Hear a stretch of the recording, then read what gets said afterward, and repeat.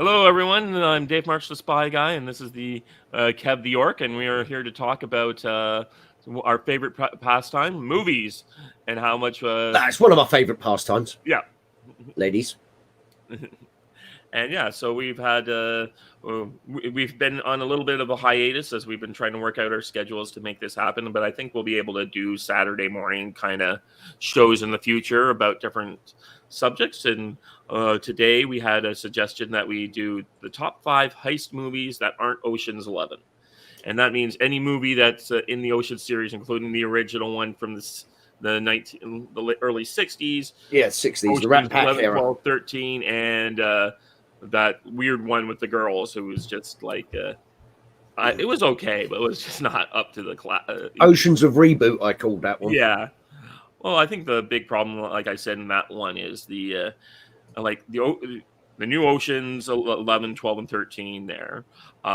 You have Matt Damon as third fiddle in the cast. And who was third? Most of the girl, like you had Sandra Bullock and one or two other people have known, but almost all the other women in that thing are not. It was not like we got everyone and their mother to be in this movie as like, I think Ocean's 8 could have been much better if they got like 4 or 5 of the top comedic women in the movie. Well, maybe not even so much the comedic women. Mm. I mean, you can imagine Ocean's 8 with, like you say, Sandra Bullock. I can't remember who was in it, but Sandra Bullock, Charlize Theron. Right. I'm just trying to think. Imagine Dame Judi Dench, for example, as the brains of the outfit. Or what's her name? Freaking Melissa McCarthy. Yeah, she'd have been Melissa good. McCarthy would have been in it. Scarlett Johansson in it. You would have like 5 make it like a star-studded lineup like the Ocean's 11 did when you got like Brad Pitt, Matt Damon, George Clooney. Yeah, like that's what you needed to make. That's what the coolness of, I think, of the Ocean series is. You have all these top guys like sharing screen time together versus Ocean's 8 failed that, I feel. Yeah, and Ocean's 8. Spencer in the chat. Hey, old Spencer. Mm-hmm. How are you doing, man? I mean, by the way, going back to our subject for today, can you actually remember who suggested it? Was it the AWSA again? AWBW,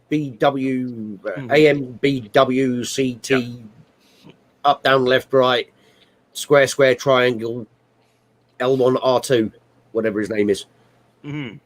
I honestly can't remember now. God, I'm still subscribed to him, so there's that. Yeah, I'm still subscribed to him as well. Oh, and by the way, speaking of subscriptions, folks, if you've noticed, Dave is at 97. Come on, Spence. You're here right now. I'm going to pick on you because you're the only person talking right now. Spence, do your job. Create 3 more accounts and subscribe with all 3 of them just so we can get Dave to 100. Come on now. And he's almost at 2,000 views, I think it is, for that Chuck Norris one. I know, right? Jeez. Fucking hell. I'm almost convinced that I should just start doing a Chuck Norris review every Saturday. There you go. Yeah. To get into that, so we can do more. Go back and watch. I'm going to go back and watch. Probably find the Octagon and watch that again. Well, there's a good one for you, Dave. Yeah, every weekend or something like that. Watch a Chuck Norris film and then do an in-depth deep dive into it. Half an hour discussing Chuck Norris in the movie. Do research. I've actually met one of the actors who was in the Octagon. Art Hindle. He's a well-known he's like a Canadian actor. He's not known for the international work, but he's been a frequent star of Canadian television shows, and he's been in a few things. He was in one of the David Cronenberg movies as the lead actor. He was in he was the sheriff in Porky's, if you've ever watched that movie. Oh, I haven't seen that in years. It's classic. Yeah. I'd recognize it anyway. It had a mole on it. I think we need to bring one of those police sketch artists down here, and we could then start. So you can do it, and then we could put up wanted posters all over town. I can't remember woman's name, but it's like, you want us to get all the boys to do a line-up and drop their pants. Right. Do you not see something fundamentally wrong with this? But I'd recognize it anywhere. It had a mole on it. Oh, classic. And yeah, Spence, I was joking about fake accounts. I know it took you 6 months to sort of remember your own name to fucking create that account. So, no, Dave will get there. Yep. Yeah, I'm sure. I mean, I think, like I said, I was at Lewis's birthday stream on Thursday, and I think that's where a lot of those people came from that got us up there. So I'm sure I'll be getting up there soon enough. What is it I was going to say? So yeah, unfortunately, Comic Book Bob once again couldn't make it. Something about it being his last weekend at this job that he's working. Yeah, like he actually does anything. Mm-hmm. You know, I mean, Jesus Christ, seriously, that man, he's fucking. Sorry, Dave, I'm going to swear for 1 second. Yep. He's fucking useless. Bob, I mean, for God's sake, let's face it, he's not shown up for this one. He showed up a week late for another one. We both got messages from him. Hey, are we still going this evening? And it was like, we did that last week. You didn't show up. We both messaged you. You know, I forgot, you know, I didn't realize I got my dates mixed up. Whatever. Bob, you just found out they got a all-day buffet going on somewhere for like $10. Just admit it. Admit it. It's fine. Yes. Apparently, Bob works, Spencer. Yes. Or is that Bob's hard work? It's one of the two. Anyways, so without further ado, I guess we should get into the ideas. So I'll go first this time, and before we start, we need to make sure we clarify it again. We do not compile these lists with each other. These are completely independent. We do not have the first idea what each other has picked, although we do sometimes get a kind of inkling. Mm-hmm. But these are completely independent, no collusion going on. Right. So my fifth choice is a movie I'm pretty sure I'm like one of the few people on the earth who's ever seen this movie. It is a movie with Kurt Russell called The Art of the Steal. And Kurt Russell basically is he's part of this gang of like con artists and thieves, and he's a wheelman. So the whole movie starts with him on his last official job. And in the end, he gets betrayed by someone very close to him and has to spend 15 years in a Polish prison for trying to steal this painting. And he takes the full weight, even though this person who was very close to him could have just come in and it would have been a collective punishment. His sentence would have been cut by like both of them would have done only 5 years. But instead, he does the full freight, but he gets some time off with good behavior. And now he makes his living in Niagara Falls as a stunt driver, who's most famous for people aren't coming down here to watch you jump cars. They want to see you crash, and that's why he's got the nickname Crash. And then suddenly, various things happen in this movie where he gets an opportunity knocks, and he sets up what is an elaborate revenge plan against the person who screwed him over. And I don't want to give too much away because this is one of those type of movies. But it's just hilarious. And the movie stars, among other people, Matt... Yeah, I've just pulled it up here. How did I not see this movie? It's one of those movies that I swear to God came into the movie theater for 1 week and was gone. It was released, dumped in a theater. I remember it was snowing outside, so it was like January or February. And I went to see it on like on a Monday afternoon back in the mid 2000s when that movie came out, 2013, I believe the movie came out. I think so. I think you're right. Yeah, I've got it up here. And 2013. It was gone in a flash. So you got people, you got Matt Dillon's in it. Kenneth Welsh, Terrence Stamp. I know, that's what I can't understand. Terrence Stamp, I love that guy. Yeah, and his character, he's really great. So what happens is there's like cops who are trying to track down these guys from Interpol, and Terrence Stamp is playing like the former, like he's one of the top rated art thieves in the world and art forgers in the world. So he's being brought in to kind of like he's working for the cops on a deal. So for that. So there's like a scene where Kurt Russell's character and Terrence Stamp's character Kurt Russell knows Terrence Stamp is working for the cops, and two of them sit down to discuss what's going to happen later in the movie. And it's fascinating. And Terrence Stamp has this great speech about like, why do you do this? And it's like, well, my mom was poor. We had no father. I grew up with a kid. My dad ran off. My mother was like a waitress, but she always insisted on taking me and my siblings down to the museums to see what's happening. And I came into appreciation for art. And I've always wanted to own one genuine piece of things. And that's why I've been in this business. And so there's just like, this movie's great. And I do heartily recommend it for people and it's just like, I just can't give too much credit. But when one birthday party for a friend of mine, when we're like, oh, let's watch this movie, I said, you know what? Well, I'll put on Art of Steel. And because only my roommate had watched it, he's like, that's great. And all 10 people we sat around watching this movie, and it's like now one of their favorite movies. Oh, mate, no. I don't know how the hell I haven't heard of this movie, but this is definitely one that I'm going to have to check it. I mean, actually, hold on. I'm writing this down now because I will forget half the time these things. You know what I mean? The backlog is real, but I mean, as much as anything else, I love Kurt Russell. I love Terrence Stamp. Yeah. The Art of the Steel. Mm-hmm. And it is a movie like we had talked about that you had to put together in order for this to really count like an Ocean's 11. I mean, it's about putting a team together, and he brings back his old band together, and everything. It is just so great. And it's one of these movies I watch it every time, and I pick something else up about it. Oh, right. Oh, I like that. So it's got the rewatchability factor because you always notice the other little details. Yeah. Oh, this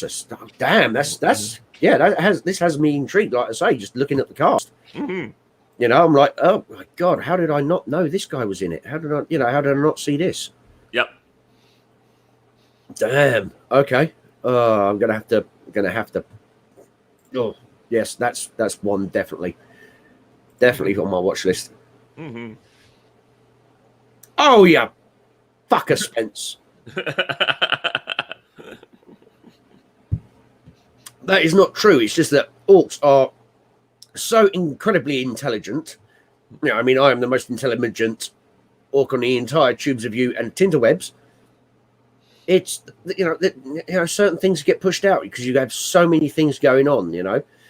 I mean, like, I had actually devised a mathematical equation for everlasting energy, but I forgot about that because I ordered pizza.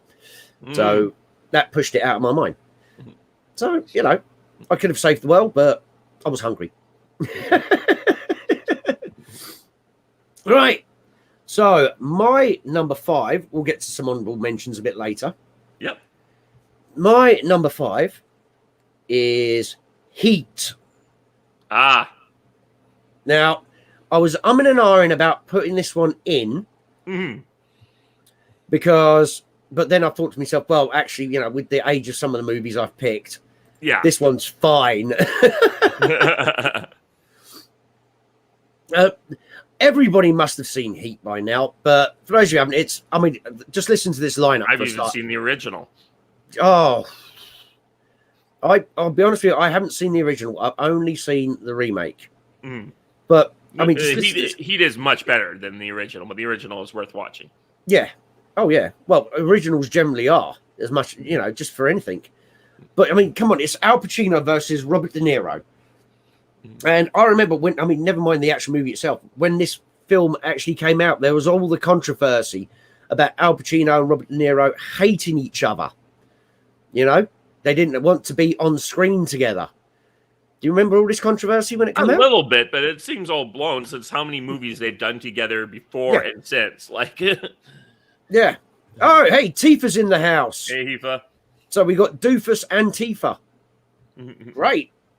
But yeah, no, this film, you've also got Val Kilmer, you got Tom Sizemore, you got John Voight, for God's sake, you got Ashley Judd. Sorry, folks. The Ork is a little bit worse for wear at the moment. I mean, for God's sake, you've also got people forget Natalie Portman, William Fitchner, or however you want to pronounce his name. So many freaking great actors in this, and it's all about the ultimate thief versus, the ultimate cop. And I mean, it's got one of the most, well, especially at the time, it was one of the most intense and realistic gun battles. It raised the level of action scenes, and that scene, that 20-minute gunfight scene, is used in the United States Army infantry classes to show how you're supposed to fight a battle like that. That's really? Yeah, they use it as a training example of how to conduct that kind of close quarters combat. Oh my God. Okay, so folks, I didn't even realize that. Thank you for educating me. But this is a movie from the 90s, which is parts of it are still held up today as for the American Army in CQB tactics. Wow. Okay. Shit. But yeah, the whole premise is, you've got this what basically the most elite group of stand up. That's the wrong word. Most elite heist team. They are the ones that take on the multi-million. They're not going to knock over mum and pup's grocery store. But they do the jobs that people think cannot be done. And the whole thing comes about because one of them makes a teeny tiny error in a job, which leads to sorry folks, I am actually recovering very badly from something here, which leads to Al Pacino's character to basically remorselessly hunt them down, chase them. There are so many points where normal detective would have said, you know what, I can't do this anymore. This is not going on. But he doesn't. He's like a dog with a bone. And the dramatic acting between them was especially great when, like I say, there was all these rumors at the time that they never actually appeared on set together.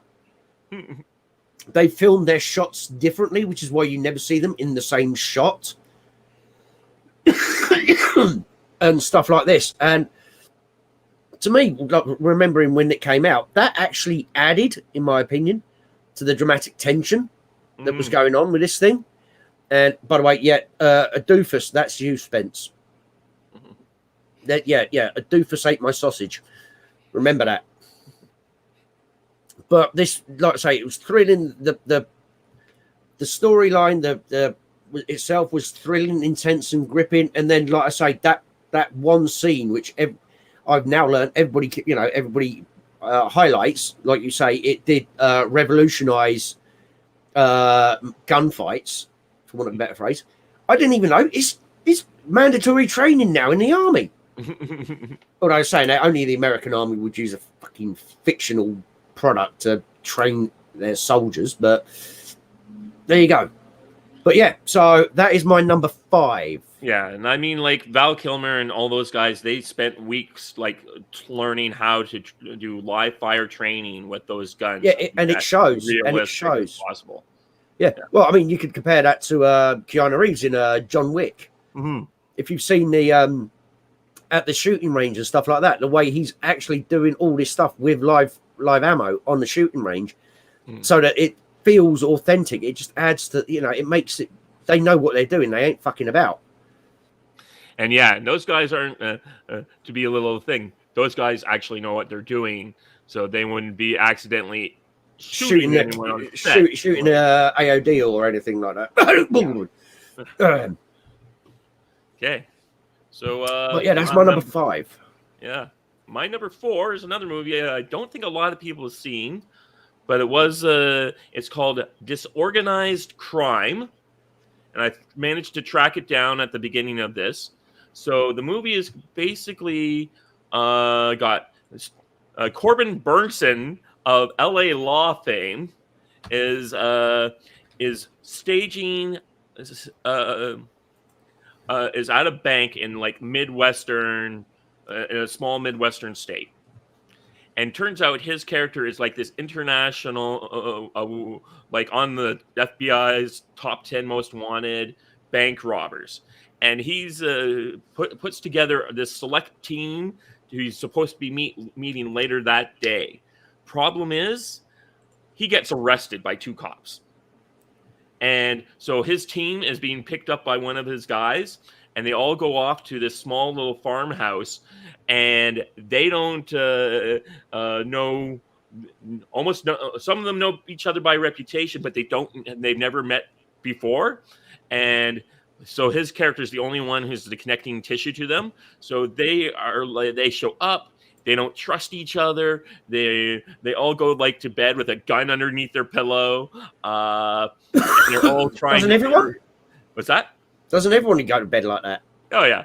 And their characters eventually figure out what the job is that Corbin Burnsen's character is setting up, and they decide to rob the bank themselves. And it is just this comedy of errors, but also professionalism that happens in this movie that is something hard to shake. But like, listen, guess who's in this one? So Hoyt Axton is the sheriff. He's a character actor all over the place. Ruben Blades is playing is the enforcer. Fred Gwynn, who is the judge in Uncle Vinny, in My Cousin Vinny, is one of the bank robbers. He's also from the Munsters. Ed O'Neill is one of the cops who's arrested. Oh yeah, that's the other thing. Corbin Burnsen's character escapes, and throughout the entire movie, the cops are trying to chase him down. And every time something happens in the movie where they think like it's actually his crew is doing it, they're like blaming him. So his character goes on this crazy, like he escapes from the custody of the cops. The cops have to go after him. There's all sorts of crazy little funny things happening in the movie. And it's one of Lou Diamond Phillips' first roles. Yeah, I saw him. Oh, sorry. Yeah, I saw him because I just pulled it up. Sorry, hold on. Sorry, I've just realised something. Yeah. I think this is how I do it. This is me being a complete boomer. Yeah, okay, that worked. But yes, sorry, yeah, keep going. But Lou Diamond Phillips, yeah, Jesus. Yeah. So this movie. It's from 1989. I'm just sharing the screen here, but yeah, it's there's bumbling cops. There's all sorts of interesting people in it. It's like, I really suggest people go take a chance to find this movie. I was able to get a copy off of YouTube, and I mean buy from YouTube, not like. And I do recommend it for anyone to take a chance on it. It's a movie I watched as a kid, and it stuck with me my entire life. And in my old age, I'm like, what? When this thing is heist movies comes up, I got to find this movie. I'm pretty sure it will hold up, and it does. And I like my movies a bit more, sometimes a little less intense, as I say, Heat. I do like my crime comedies, and I do recommend people this movie because it's like so many different things, and you just get the scheme, and they're trying to figure things out, and it's hilarious and also very interesting to see how the bank robbery worked. And I have to say, now that I've seen it, I actually do remember the poster. Yep. It does actually ring a bell, like I've seen that many years ago. Mm. And what about the blue background one where they're all sort of like in a group together? That does look like the old VHS cover. That's what it's reminding me of, is the old VHS cover that I would have seen it on. But yeah, Jesus, talk about blasphemy. See, folks, this is the thing. I haven't seen this movie in God knows how long. I'd completely forgotten about its existence. And now I'm getting that's exactly it. I was like, it's because when you're young and the movie networks back in the 80s and 90s, they would just have the same movie on repeated for like a month. So they would only have like 10 movies, and they'd just be constantly playing them. So you're a kid and you just end up watching like this one movie like 10 or 15 times as it comes up on the as it winds through over the course of a summer. So that's how I think I remember, one of the reasons why I remember it so much. But there's just all sorts of crazy like one-liners that make it different. But going back and watching it, I was like, oh wait, that's Lou Diamond Phillips, like very young in first role. There's all sorts of it was amazing, all the things I forgot. But I was like, I know Corbin Bernsen's in this movie. I distinctly remember that. Yeah, wow. I said that blue. It's now that I've seen that, it's ringing a bell for me. But then Herman Munster himself in it. So wow. All right, that is a blast from the past on that one. Mm-hmm. I've got a feeling mine aren't going to be as eye-opening, shall we say? All right. Okay. All right. My number 4. Now, I have taken the word. The definition of a heist movie is, like you say, you're putting a team together and you've got an objective you need to, an item you need to steal. Mm-hmm. Okay. So my number 4. Mission Impossible 1. Yep. I was not surprised to hear people. Different Mission Impossibles. I was tempted to put Ronin on the list, but I thought I'd keep more traditionally focused. Yeah, I played with the idea of Ronin, but I thought, nah, it's more. That possibly would get an honorable mention. Like, and I think that's where I was going to put it. Yeah, but yeah, Mission Impossible 1. Now, yes, it's not a bank vault they're breaking into. It's not gold they're stealing. It's information. Mm-hmm. And it's again with the whole thing of, putting the team together. Obviously everybody knows the story of Mission Impossible.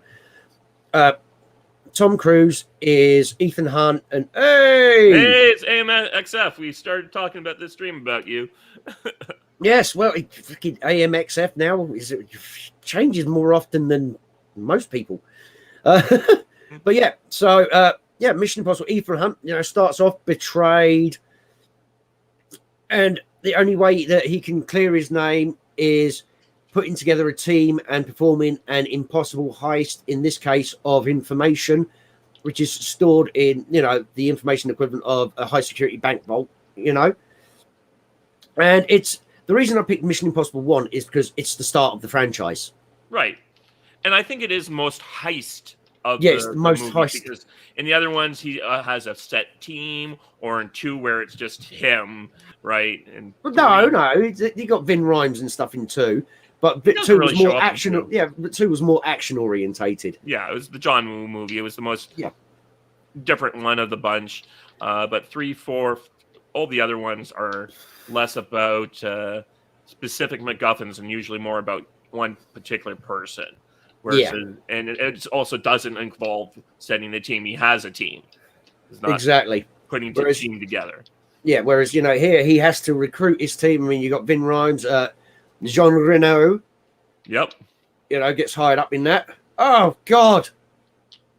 No. Haifa, no. Tifa, no. I'm pretty sure that is not on either mine or Dave's list for fucking heist movies. But yeah, and like I say, the Mission Impossible 1 is, there's a couple of cool little set pieces that go on in it, but this one, it's more about the drama, more about, the the manipulation of characters and the basic storyline. It doesn't revolve around the big action set pieces that the Mission Impossibles have come to rely on. Yeah, like fucking was it number 5? He actually did the whole skydiving thing when they filmed all that, and then they CGI'd the background so it just looked like he was faking it anyway. It's like, what was the point of him actually recording Tom Cruise jumping out of a plane and free falling, doing all of this, if you then CGI it? Right. And yeah, it's like I say, it's the first one. It's definitely the most heist orientated of them. It's like I say, the creation of the team. He doesn't know these people, like you pointed out. In later Mission Impossibles, they are basically his set team. And so, yeah, I decided Mission Impossible 1 is my number 4 heist movie. Okay. Not fucking Army of Darkness. Yeah. Which is not the name of the film. Yeah, but I know which one he's talking about. Yeah. Actually, I like the better for a heist movie would be the prequel. I watched that one. It was a lot of fun. Oh, I haven't seen that yet. That's just come out on Netflix, isn't it? It's a lot of fun. It doesn't rise to like the top 10, but if you like that, I thought was a lot better than the Vegas one. Yeah. Because it was Army of the Dead, not Army of Darkness. Army of Darkness is, without doubt, one of the best movies ever made. Oh, come on. What would you rather watch? Would you rather watch Army of Darkness every day for a week, or something that Hollywood has put out in the last 3 years? That's a tough choice. What would I... probably watch the Army of Darkness in that case. I can't think of too much that came out in the last 3 years that I really enjoyed. Yeah. Exactly. So, but yeah. So, hence, Mission Impossible is my number 4. Well, I'm going to put down for an honorable mention before I do my number 3, which I'm pretty sure you're going to probably score it higher than I did, but I did put it in as my number 3 movie. But Ronin is an interesting... and the reason why I decided not to really put it together is put it on the list is it's not less about the going after the object, because the entire movie is about supposedly getting some package when it turns out the package was something else. So it's misdirection there, but also it is more of the character team of these mercenaries all being brought in to do a job, and the job goes wrong and they get betrayed, and it goes interesting. I think it's more of an interesting for the character piece and for the action sequences, less of a heist movie because of what happens in it. But it's definitely something I thought would be an honorable mention. I'm going to set up for my... See, Dave is improving all the time as a boob tuber. So, come on, he's almost at... Oh, I knew you would. Yeah, I knew you would. But yeah, so... 5, 4, 3, 2, 1, go.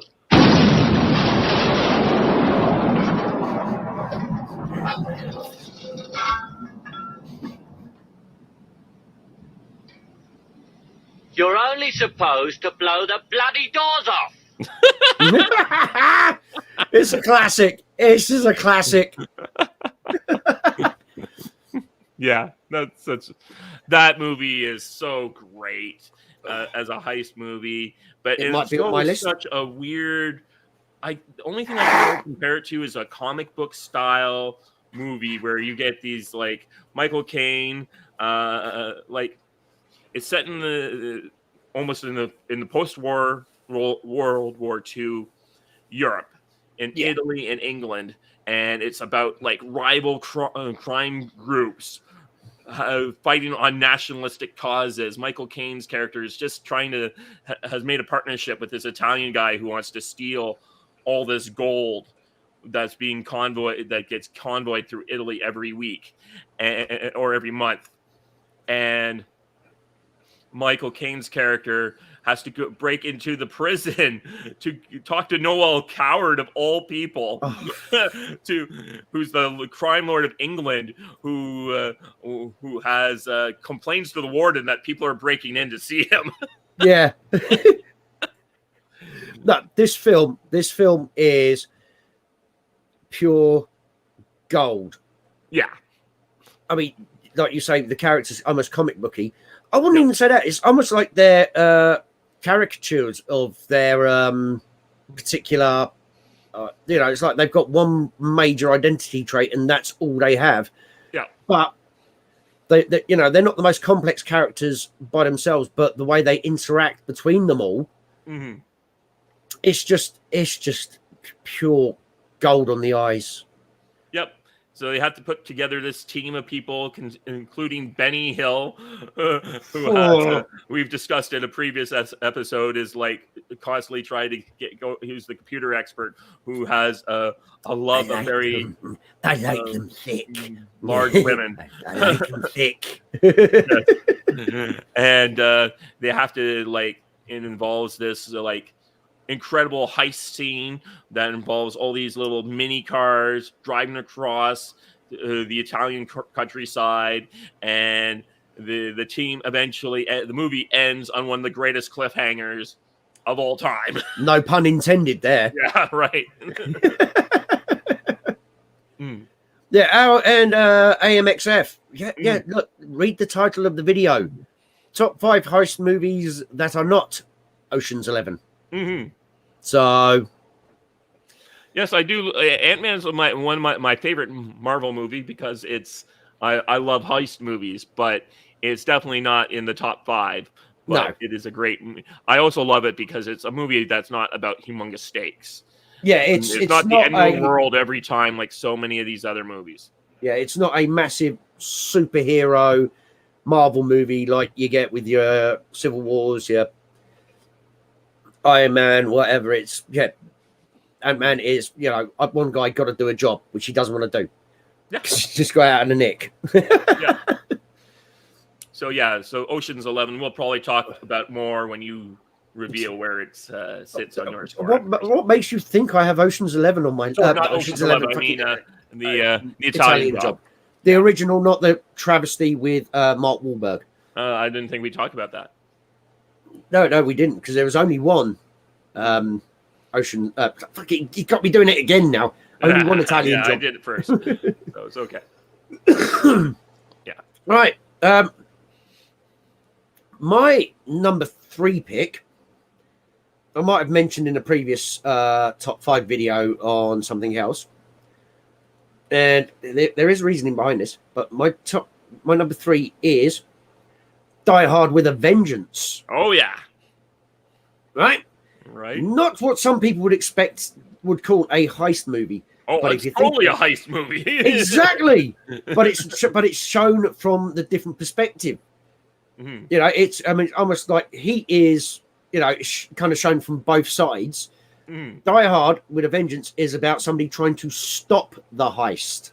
Right. Whereas most heist movies are about doing the heist. And you could say a little bit when it comes to the recruiting of a team for the heist, but that is the thing. He's got Jeremy Irons, great actor. He has his team together already because of what he's previously done in his life. So, he's got the experts. They've got all the they've planned out the timings. They've got everything down pat. And like a lot of heist movies, one little slip up can derail the whole thing. And yeah, it's McClane trying to stop Jeremy Irons and his team from stealing a shed load of gold. Yeah, basically almost all the gold in the world. Yeah. Yeah, what is it? Federal Reserve, the third biggest gold reserve in the world, or whatever it is. And yeah, this is more action packed than most heist movies. But like I say, it's because it's shown from the perspective of the person stopping the heist, Mm-hmm. not the actual heist guys themselves. But it's such a tight film. There is not really any wasted scenes Mm-hmm. in this, and there's the intricate plan as well, with regards to misdirection when it comes to McLean and Simon Says, and sending the police off completely different down a completely different tangent to misdirect them from the actual thing. It's a great heist movie that happens to have a shit ton of action, some great acting. John McClane, everybody loves. So Samuel L. Jackson, you got fucking Jeremy Irons, a known a character actor from Canada, Graham Greene, who's the one of the police officers. He's the Native American police officer. Mm. Yeah, I've seen him in a few things. Was he in I was going to say Wind Talkers, but yeah, I don't I'm think sure he was. Yeah. But yeah, so this one, again, it's fun. You can watch it as a heist movie. You can watch it as an action movie. Either way, you are going to be pleasantly surprised by the whole goddamn thing. So I was a bit in and ahhing about whether I could count it as a heist movie, but then I thought, yeah, bollocks, yes I can. I'm the Ork. I can do whatever I want. Mm. So what more can be said? Mic drop, number 3. Die Hard with a Vengeance. Okay. Well, I'm going to go through some honorable mentions right now because some of them being mentioned in the comments. Inception, yeah, it's a great movie, but it didn't make from heist movies. I didn't put it up there. I think that's more of a movie that gets into the philosophy of dreams, and there just happens to be a heist in it. Yeah, they just happen to need to get something from the guy's mind. Yeah. So it is a good heist movie, but it's not a great heist movie. So I didn't put it on my list. What else was I going to say? Perfect Score. I don't remember. I don't remember that one. Yeah. I should watch The Town one of these days. It's just hasn't been one of the ones that I've gotten around to. What the hell is making that damn noise out there? I have no idea. I'm going to close the window. I'm just looking up the Perfect Score. Mm-hmm. Oh wow! Scarlett Johansson, Chris Evans. Okay. Yeah, Erica Christensen, Vanessa Angel's in it. Okay. Bill McKenzie, Matthew Lillard. Okay. Robert Clark. Damn. Okay. That's a pretty good lineup. Oh. Wow, it's an Avengers movie before the Avengers. Right. Huh. Yeah, 2004. We'll have to watch that one later. Yeah. I'm gonna add that to the list just underneath Kurt Russell's The Art of the Steal.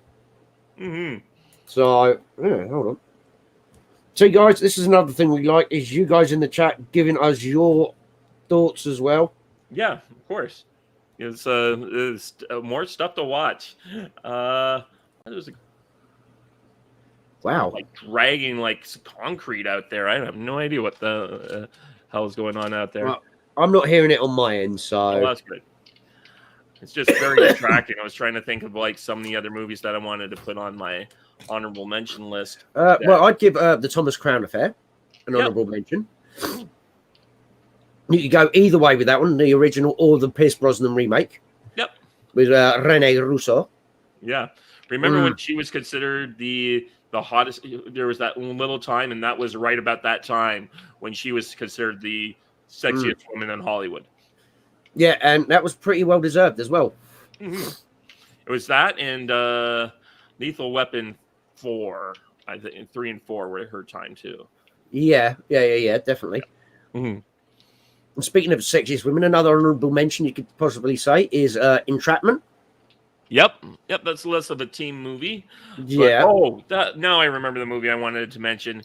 Sneakers. With Robert Redford, and I think it's like one of Sidney Poitier's last movies. Yeah, hold on, I will tell you in 1 second. But Oh, I know it's pretty much the last movie of a certain actor. River Phoenix is in that. Yeah. Yeah, Sneakers, 1992's Sneakers. And as we were discussing before the show, the greatest movie decade for us is the 1990s. Oh, yeah. Late 80s to early 90s, I would say. Mm-hmm. No, God, Sidney Poitier, no. He did fucking 6 TV movies and a TV miniseries after Sneakers. Oh, okay, well. His last movie was 2001. Yeah, I think he's still alive. That's an interesting guy.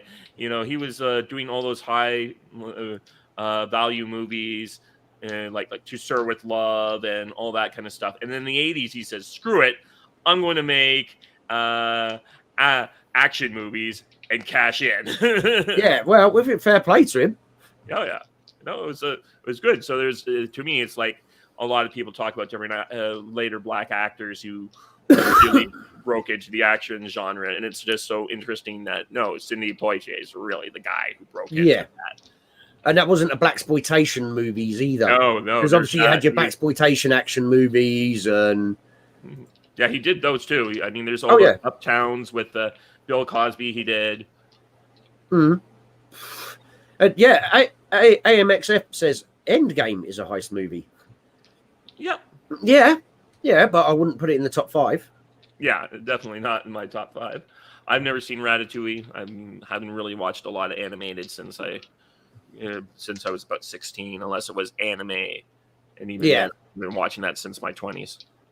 Yeah, I mean, the only time I would have possibly even have seen Ratatouille would have been sort of like babysitting or something, and then I wouldn't be paying attention to it anyway, round somebody's house when they got the TV on for the kids to distract them. Mm-hmm. Whilst the grown-ups talk and get drunk. Mm-hmm. But yeah, so I can't really say one way or t'other. Okay, so my second movie is and the last honorable mention I'm going to have is The Taking of Pelham 123, the original. See, I was tempted to I was thinking about that. Especially when I was looking up on the top heist movies on Rotten Tomatoes. It's up there as one of the number ones. It has a perfect score on Rotten Tomatoes, and I'm not surprised. But for me, it was less like, it's not really bringing a team together to do a job type of movie. It was more of like the heist is kind of ongoing, and it is interesting. Walter Matthau's dogged cop trying to figure out what's going on here, and all the people reacting to the situation. But it was just not so much that. Though the bank job, which is not on my list, which with Jason Statham, I think is a perfectly fine example of the heist movie genre. Yeah, but that's gonna. I mean, that'll immediately get a bit ratio because it's Statham, and people will just see him as the one-trick pony, which he is to a point. But when you're making as much money and making as good, solid entertainment as he is, even some of his Statham slower stuff, like what was it, Hummingbird? Yeah, they're slower. They're not as action-packed, but they hit some of the same beats. Yeah. So I really I guess that'll make the Bank Heist, the bank job there is a great movie for if you want to see Statham doing something a little different than say Crank or like just punching people in the face. It's more of this is more of a thoughtful Statham movie that I think doesn't get as much attention from his fans or from the rest of the world as it should. Yeah, that would be pretty fair to say. Yeah. So my number 2 is going back in time to 1950. The Asphalt Jungle. This is a movie. It's really one of the first movies that sets up all the rules of the crime of the heist movie genre. So this old guy, he gets out of prison and he goes and he has an idea for like a major bank job for to steal $1 million, and he has to go to the local crime boss to get permission to do the job, and he has to put together this team of people to do it, and because it's under the Hays Code, they have to be caught. But it's a crime noir movie, so it has all those interesting things from the Hays Code, that all the innuendos, all the things that made when Hollywood had to be creative to get around their self-imposed censorship code. So I've not seen this one. A great classic movie. Some people consider it the greatest heist movie of all time. I didn't put it down in that genre, but I mean, like, this is a movie. It's got Sterling Hayden's in it, a young Marilyn Monroe's in it, and a bunch of actors who if you watch classic cinema, you'll know these people by sight. And it's just like, it was James Whitmore, for God's sake. Yeah. Barry Kelly, Jesus. Yeah. So there was a time when I decided to watch a bunch of 1950s. I did this major noir kick of watching all the old classic noir movies.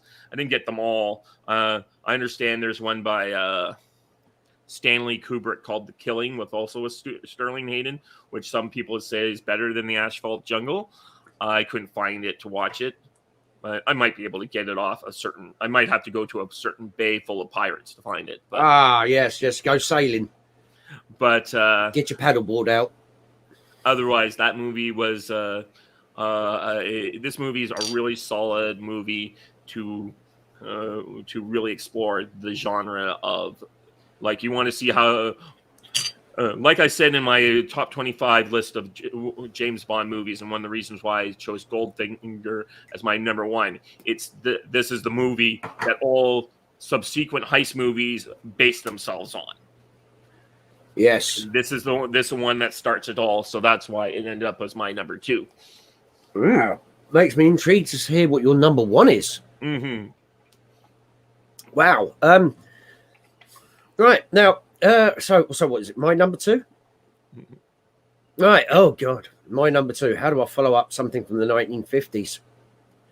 Oh, let me think. How do I follow this up? Only joking, folks. I've already got it worked out. I'm going to pick a movie from 1969. The Italian Job as my number 2, which is probably going to shock Dave, because he was probably expecting me to put it as number 1. Well, no, I was fully suspecting you were just going to put up all the Fast 5 movies. If you were expecting that, you're an idiot. I wouldn't count that. They're popcorn movies. I don't even the ones where they're trying to steal something. They're not heist movies. Yeah. I mean, they are heist movies in the most loosest liberal sense of the. Like the last one was basically like comic book superhero power level people, right? Oh, come on, F9, they go to bloody space, for God's sake. They drive a car in space. Well, like freaking Vin Diesel has a scene where he's personally taken out like 30 guys, Superman, like he's Spider-Man, Batman, being swarmed by like 30 guys. It was like, and like jumping off impossible heights. I was like, you guys are comic book heroes, characters now. Yeah, they are. I mean, the first one, the first Fast and Furious was a bit more grounded. It was more about the street racing and, the thief, the street crew who performed the really daring car, thefts using automobiles. Yep.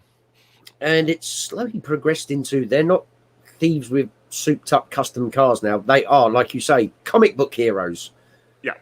They are comic book characters. Let's talk about a much better movie. Yes, The Italian Job. Right. Dave has alluded to a lot. All I can tell, really, this film, it's so hard to describe, because if you actually start to point out the good bits in this movie that will really sell the film, you're going to start talking about the opening credits. And when you finish pointing out all the good bits in the movie, you're going to say, and then the credits ended. As in the closing credits ended. This film has so much. There is comedy. There is amazing. Especially, you've got to remember, folks, all the car stunts and all of that, this whole thing, that was all real.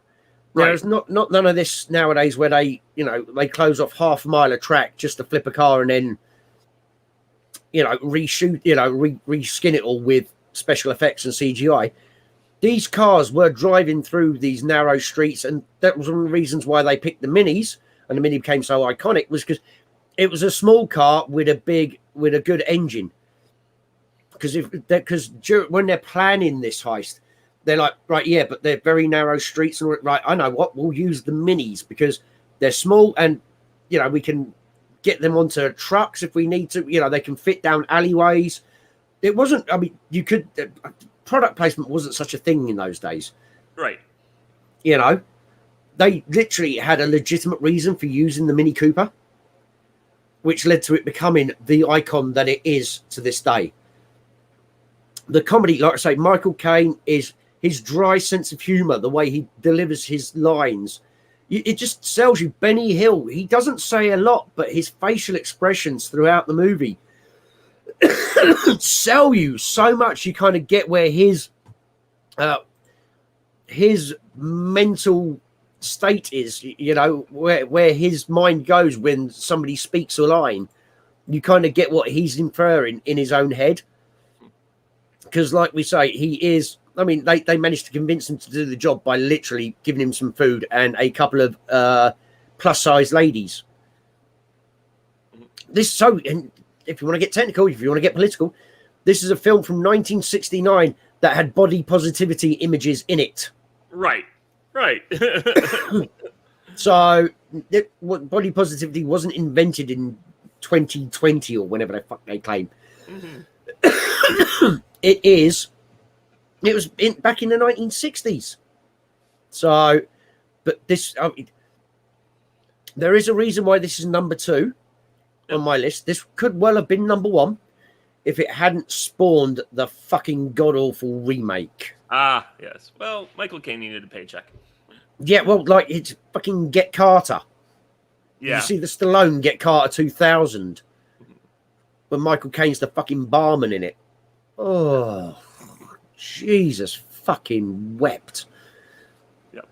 No, that's but getting back to some of the comic, why I was comparing it to a comic book and the stylings, it's just that there's this scene in the beginning where a guy gets killed in Italy, but they do this giant, like, it's the mafia's doing it, and it's so ritualized, like 30 people are all on these come off the top of the mountains, and they're like, it's almost like a funeral dirge is being played while they push this guy's car off the mountain in an accident. Yeah, just like there's just so many things, like I said, there's national competing when the like there's a scene where, like, you've warned off all those British guys, I guess they're gone, says the American mafiosa to the Italian mafioso. Nope, they're going to try and do this job tomorrow. I already know it. Yeah. Like, we haven't done anything. And just, like, the fact that, like, if you kill us, we'll do these terrible things, all these unpleasant things will happen. It's just, like, this weird competition of states. And, I mean, people don't know today, but in a certain time period, Noel Coward is the most famous actor in the United Kingdom. Oh, big time. Like, musician, all these other things, director. His plays are still shown around the world today. He's just like this cosmopolitan Renaissance man level guy, and he's playing this, I believe, is his last role, or at least movie role. Yeah, well, he died in 1973. Yeah. So, yeah, all of his stuff since. Oh, hold on, really? Sorry, I'm just looking up. Noel Coward died, March 26, 1973, at age 73. And yet on IMDb, that'll be the release date. There was a TV movie as Noel Coward.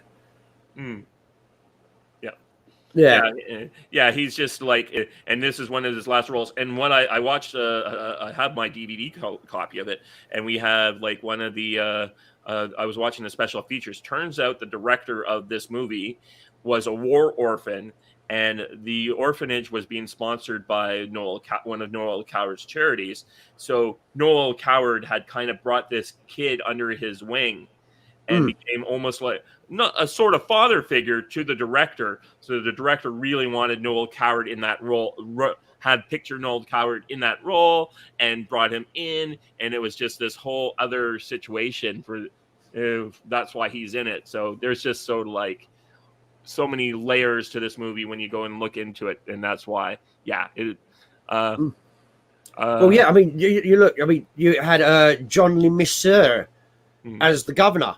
He's fucking. You'd recognise him if you see him because he's probably his most famous role is in Dad's Army. He's Captain Mannering's number 2. He's Captain Mannering's sergeant in that. You know, Pike's his nephew or whatever it is. You know, so this film has so many. You know, people that you might not recognise their names, but you'll see them and you'll think, "Oh shit, I've seen him before. I know him. Where? You know, it's just. It is almost the perfect movie because I personally don't believe the perfect movie exists. But it is almost the perfect movie. Right. It certainly would be it was one of the best movies of all time. Now, for heist movies, I found a number one that I just love this movie so much more than any of the other movies for a bunch of different reasons. It's got so many iconic lines, iconic characters. These actors who are in this movie, you've almost never, in the case of the lead actor of this movie, you've probably never seen him in another movie kind of like this, though he did do that one where he was like the children's cowboy star. But I'll go and share a little bit of the trailer and hopefully won't get dinged for it. Yeah, well, this is me intrigued now.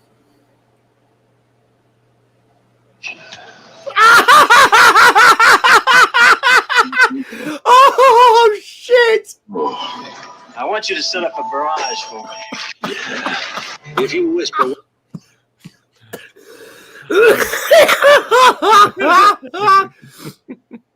Oh, fuck. Dave. Guess what my number one fucking pick is? Excellent. Oh, yeah. Yeah, because this movie's fucking amazing. I was watching it again last night. It's like the whole... Like, me and my friends will be like, we'll use these one-liners and things. So, like, maybe it's offer him a deal. It's a deal. Like, maybe he's a Republican. Yeah. Oh, mate. No, that is my number one pick. Yeah. Kelly's Heroes is probably one of the greatest heist movies of all times. An honorable mention would be Three Kings, but it's not quite up anywhere near as cool as this. No. But this movie, like, you guys, all these guys are coming together, and like all the things that happens, like when the general gives his speech, and he's like, "Look, you know what this guy is here? He's holding up. This is my opposite number. He's a loser. Yeah, because I'm sitting in his headquarters, smoking his cigars. I even got drinking his scotch." And I even got one of those floozy broads running around out here. Well, it's like when he's hearing about, the general's hearing about it, he's like, hold on, but that's 30 miles behind enemy lines. It's like, apparently it's not anymore. Apparently we're there. And he's like, why am I sitting here? And give me a car, quick. Yeah. like and the guy, one of his subordinates coming in, like, shut up, Bob. We have the game on here. Yeah. And the thing is with this as well, you do have some poignant moments as well. I mean, we'll go through the heist bit, the heist aspects. Starting off with number one, building a team. Right. You have Clint Eastwood, Telly Savalas, and their squad, should we say? Yeah. And then they're like, "Oh shit, yeah, but we're going to need, we're going to need supplies." So they end up having to recruit the supply. Yeah, the supply sergeant, and then it's like, yeah, but we're going to need, we'll probably need some armor because we're going, 30, 40 miles behind enemy lines. So end up Donald Sutherland's complete hippie style character, right? And they're talking about this in the barn, and then just afterwards, he's like, at the end of it, that Donald Sutherland just kind of leans over the back top of this hayloft, and he's like, some Shermans might help you with that, and he's just. Dude, man, I drive them. I don't fix them. And you get his crew that comes in with his 3 Sherman tanks. The engineer who's completely freaking, a ticking time bomb of anger and nerves, and all the way, the whole fucking movie, and then like I say, you got the team building, and you've got trying to get there, and circumstances go awry, and all the rest. You get some poignant moments where some of them die because they're professional soldiers, and this is a war, right? And it's like I should have fucking known with you, Dave. Yep, I should have goddamn known. Yep. But yeah, I have my actual list right in front of me, and yeah, Kelly's Heroes is number one. Yeah, and I mean, look at who's in this movie. Oh, like such a lineup: Clint Eastwood, Telly Savalas, Don Rickles, Carol O'Connor, Donald Sutherland. Oh God, I didn't realize this before. Gavin MacLeod is Moriarty. Oh God, Gavin MacLeod of The Love Boat. Yes. You've got Harry Dean Stanton in it, right? A very young Harry Dean Stanton. Yeah, still looks very old in that particular movie. Like, oh my God, it's just all these people. Oh, it's just, this film is the perfect heist movie, in my opinion, with the right tone between, there's the serious bits, there's the comedic bits to it. It's got the actiony bits, the whole thing. And then what the icing on the cake for me is the end credits, where you've just like got the sun set and you start seeing the pictures of not so much the characters that survived, but the characters that they lost along the way. Right.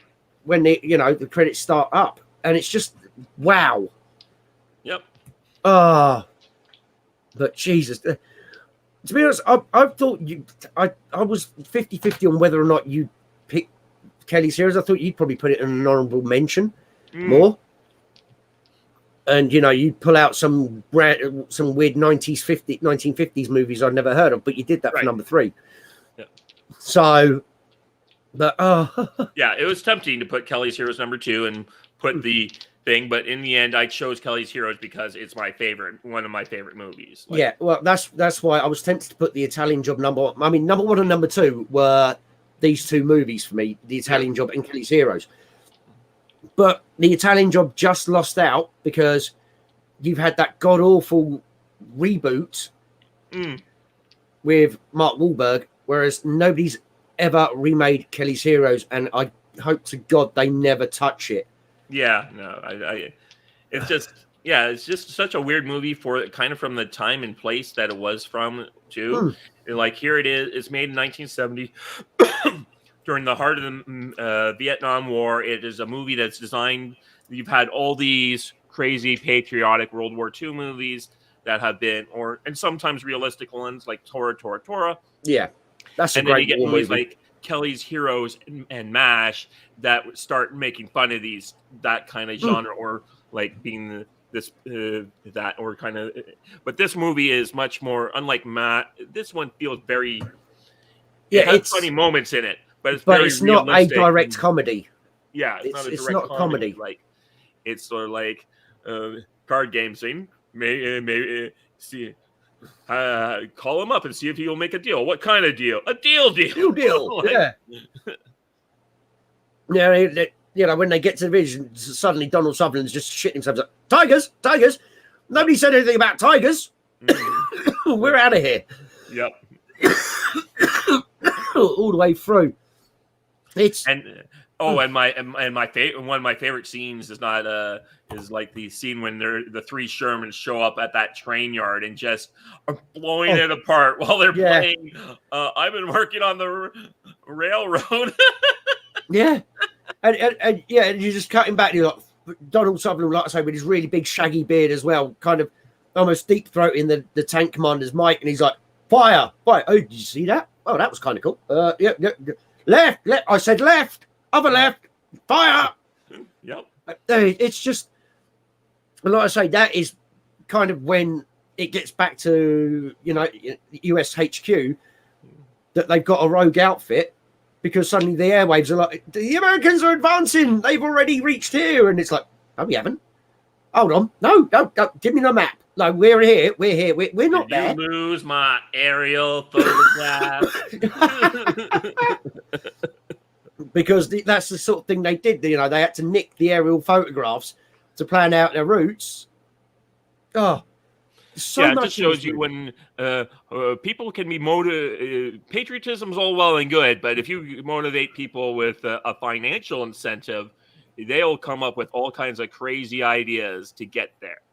Yeah, like you say, up to the very end when they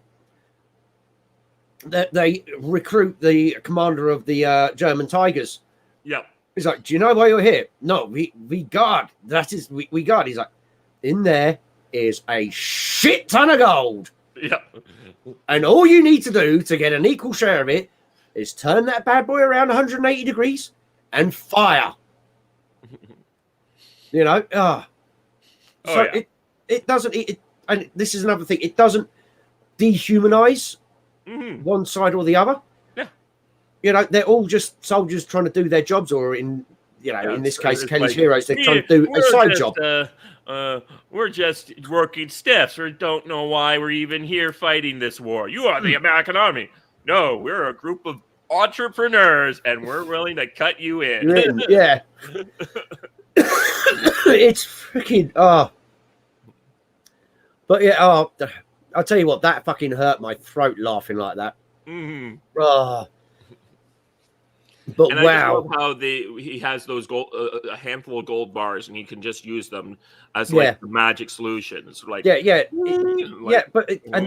exactly. I was about to say, the second he pulls one of those out to whoever it is, they just become mesmerized, and it's like looking at a cobra, looking into a cobra's eyes. Yeah, they're just like to the point when they've agreed for the artillery barrage to fucking for cover to when they're going off, and the artillery major's there, and he's asleep with an alarm clock next to him, cuddling this gold bar. Yep. And suddenly the alarm clock goes off, and he's like, looks at his gold bar, and he just picks up the telephone, half asleep, still goes, fire! Yep. Then puts the phone down and goes back to sleep. You know? Why do you need an artillery barrage in that sector, Gold Bar? Why do I need anything? Why? Yeah. Seems perfectly reasonable to me. Yeah. Why wouldn't we barrage that sector? But no, this film you can watch. Never mind Army of Darkness, watching that every day for a week. You can watch this film every day for a month, right? And you will pick up little bits, comedy bits or dramatic bits, or all the way through this movie. There's so many different layers to some of the performances. Yeah, wow. And so I also heard that during the filming of this movie, Donald Sutherland, I think he's married to Shirley MacLaine at this point, and she gets arrested for like breaking into someplace during a protest so Clint Eastwood is the one who has to break it to him. Look, Don, your wife's been arrested. And apparently Donald Sutherland just laughed and fell over laughing from the fact that his wife got arrested.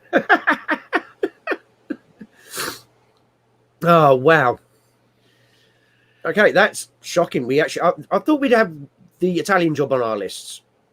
Yeah, I thought that would be the truth. Yeah, both of us, I thought Italian Job would be on our list, but the fact that Kelly's Heroes would not only be on our list, but be our number one picks is an interesting choice, I thought. No, that just shows quality. Mm-hmm. But, fucking hell. Right.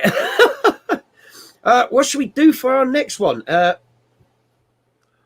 any ideas yet? Or I did have a couple ideas that I've thought about.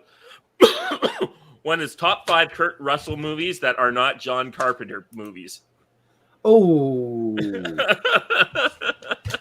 But you have to watch The Art of Steel before we make that decision. Yeah. We'll let that one run. But that's certainly one that's been in my back of my head because, we've done our top 5 John Carpenter movies, but it's and Kurt Russell, I think, was in 3 of them. Well, yeah, everything. If we weren't to discount John Carpenter movies, there would be The Thing. There'd be Big Trouble in Little China. Yep. There would be Escape from New York. Yep. So that's Escape from LA, but I don't think that would be on the list. But no. I'm just on about in my top 5 Kurt Russell movies. Yeah, you would have The Thing, Escape from New York, and Big Trouble in Little China. That's I think 3 I of the top. Overboard in there. Yeah. The Art of Steel would be in mine, but you haven't seen that one yet. Yeah, but I'm just saying, 3 of my top 5, if we didn't discount John Carpenter, would actually be John Carpenter movies as well. Yeah. He's in a great documentary that I do recommend if you like base. I told Chris to watch it because he likes baseball, and it's basically about how Kurt Russell's father actually was an actor, and after he retired, he was known for he was on the show Gunsmoke for like 10 years, and when Gunsmoke went off the air, he kind of retired from acting, opened up his own private baseball team, and it's a fascinating story because even Kurt Russell plays in that baseball team before he becomes an actor, and it's just like this great story of this like like major league style story about this single A like baseball team who really like puts together the misfit crew, and suddenly they become like they would always get screwed out of the pennant race for their level, but they would be one of the top teams available. And it's a very interesting story, but it's also a documentary, so I don't necessarily count it in the list of actual movies. Yeah, that'd be documentary. That wouldn't count in my mind. So what was this other idea you had then? I love Arthur Hill, the director. Right. And I was thinking of the top 5 Arthur Hill movies. So let me just director.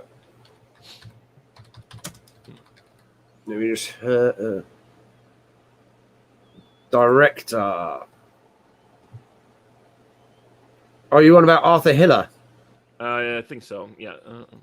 Hill. Let me find it for you. Did Burn Hollywood Burn? Let me find one of the movies that I'm thinking of. Drive.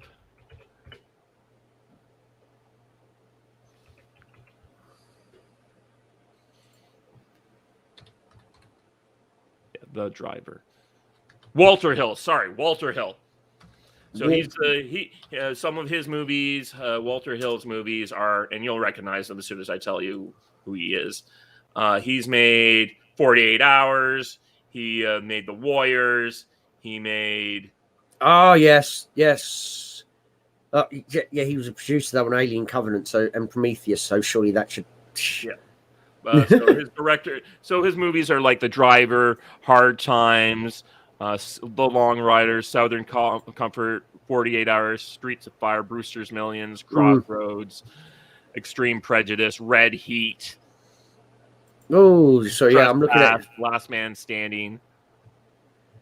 Yeah, no, he's some interesting ones. Yep. What else could be there? Normally, we get someone from the chat to tell us what they want to watch. Chat. I don't know who's left right now. I don't know. Who's the last man standing? Oh, no, sorry. He wrote that one. Yeah. Which was actually a good film. Bruce Willis, Christopher Walken. Well, we've never done our Christopher Walken list. No, we haven't. What would we discount, though? I don't know. King of New York, maybe. Or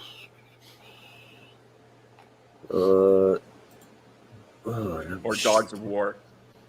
Or Deer Hunter. Or Deer Hunter, yeah. I mean, that is probably his the best movie. One Best Picture, I mean. Yeah.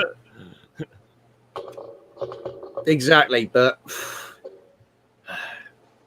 I'll tell you what, we'll because we're going to have to try and work out some proper scheduling for this. We'll guys, sorry. We did have one we were requested a while ago that we never did, and that was the top 5 Clint Eastwood movies that aren't the Dirty Harry series. Ooh, interesting that. So okay, we'll go with that one then as our next episode.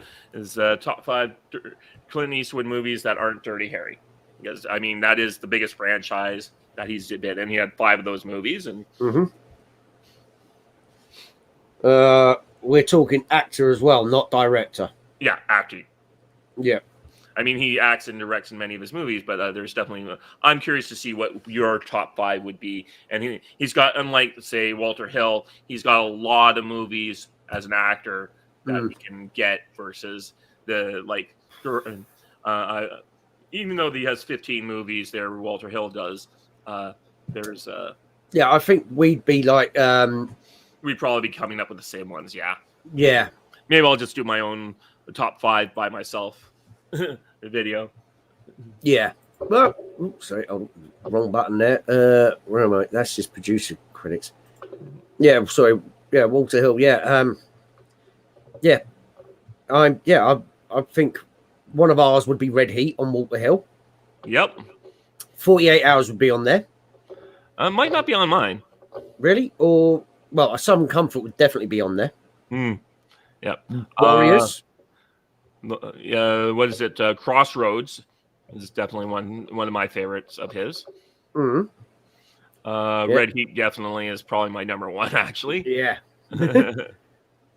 Yeah, and probably the Street Fighter as well would be up on there as well. Yeah. My other one I really love is Streets of Fire. Yeah. And that's a movie, unfortunately, that was supposed to be like the start of a trilogy, and it's become a big cult classic, but no one went and saw it when it came out. But I love that whole like opening brief scroll. It's like another time, another place, because it's a movie. It's one of those things that reminds me of the Gotham TV show, where you're not. It's got all these different kind of genres, and you're not too sure when it is. Is it now? Is it the 50s? Is it the 60s? It's kind of unclear exactly where it is. Yeah, it's ambiguous, should we say? But yeah. But so right, we'll do Dirty Harry, not Dirty Harry. Clint Eastwood, not Dirty Harry. Yep. So it'll probably be in 2 or 3 weeks on a Saturday. Yes. And like I said, we talked about it. I think I will start watching some Chuck Norris movies, and maybe that is something that people want to see more of. Just do a review and talk about one of his movies every week or so. Yeah, I mean, he's got a good body of work to go through. Right. To start with, and then you can move on to, you can do, if you're only doing one a week, you can do a little bit of research into it and stuff. You can give, go through the movie, give your opinions, whatever. And yeah, that'd be a pretty good one. You do one of them a week. It's not traumatic, Yeah, well, I'll probably try and watch your show later today, but I do have a game tonight that I'm going to be playing in. So when's your show coming on? Probably not for a good couple of hours yet. Sorry, I'm sure Chris did tell me a time, but I'm me, so I'm just like, yeah, okay, I'm ready.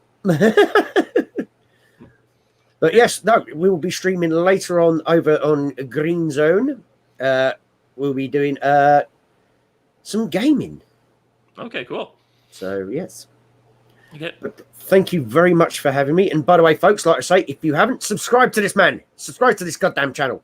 Yep, like, share, subscribe. I do have that banner I didn't bother putting up this time, but there it is at the bottom of the screen. I'll let it fly by one time so people can see it. And that's the website you can follow me at, and I try to put stuff like this up there when I nice. Get done.